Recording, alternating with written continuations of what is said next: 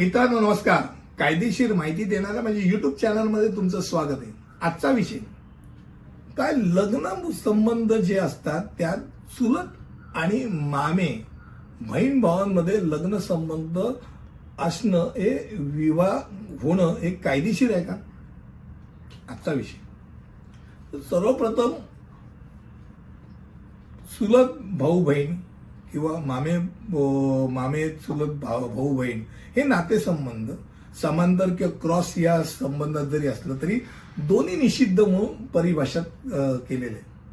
कायद्याने वैयक्तिक कायद्याच्या आधारे प्रतिबंधित अशांमध्ये हे वेगवेगळ्या प्रकारचे संघर्ष उद्भवतात.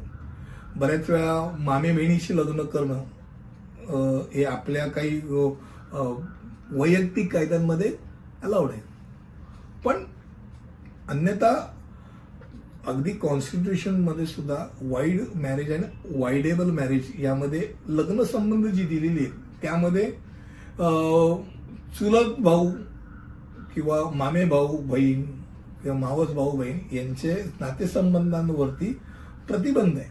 आता मग का प्रतिबंध आहे? पहिली गोष्ट म्हणजे विशेष विवाह कायद्यामध्ये किंवा हिंदू विवाह कायदा पद्धतीमध्ये सुद्धा या नातेसंबंधांना परवानगी नाही.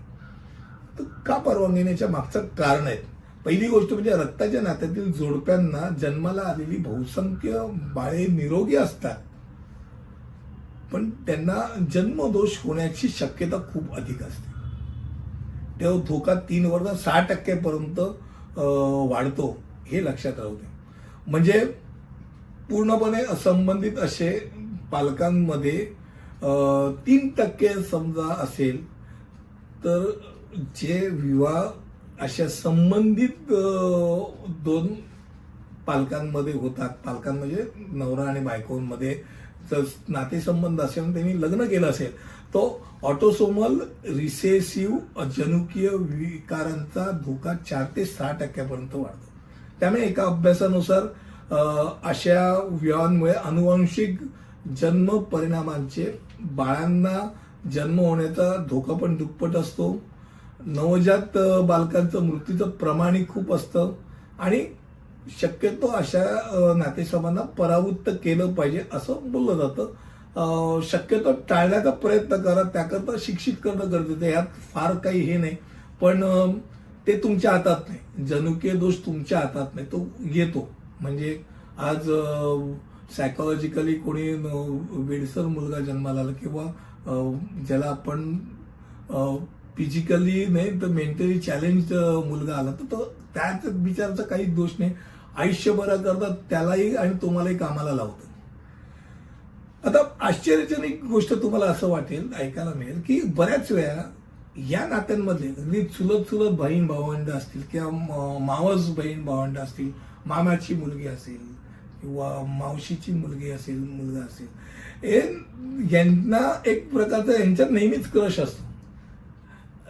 बऱ्याच वेळा होते आणि ते काही आश्चर्यजनक नाही, कारण का एक वर्गमित्रासारखं असतं. साधारणतः एकाच टाईपचे किंवा एक प्रकारचे एकाच कॅटेगरीतले मुलं मुली ते असल्या कारणाने दोघेही एकाच सारखे जवळपास दिसत असल्या कारणाने आणि वर्गातला मित्र कसा असतो त्यानुसार वर्गमित्र मैत्रिणी ते असतात, एकमेकांशी शेअर करू शकतात खूप चांगल्या पटकन. कारण का घरातले त्यांचे आई वडील नातेसंबंध असल्या कारणाने नेहमी एकत्र येऊन जाऊन असतात.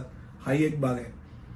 तुम्हाला महाभारतातली एक गोष्ट सांगतो, ती तुम्हाला ऐकायला आश्चर्य वाटेल की अर्जुनाने सुभद्राला पाहिलं, तिच्या सौंदर्याने तो प्रभावित झाला आणि तिच्याशी लग्न करायची त्यांनी इच्छा व्यक्त केली.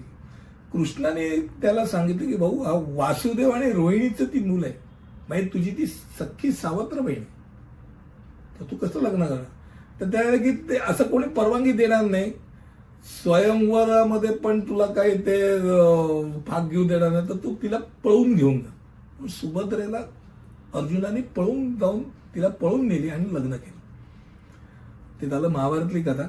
आपल्या भारतामध्ये आज स्थिती काय ती मी सांगितली की बाबा हे लग्न संबंध हे अवैध म्हणून धरले जातात, एक्सेप्ट जिथे पर्सनल लॉ तुम्हाला परवानगी देते खास करून मी म्हटल्याप्रमाणे मामाची मुलगी हे परवानगी देते तिथे तुम्हाला अलाउड आहे, पण तेही शक्यतो टाळायचा प्रयत्न करा.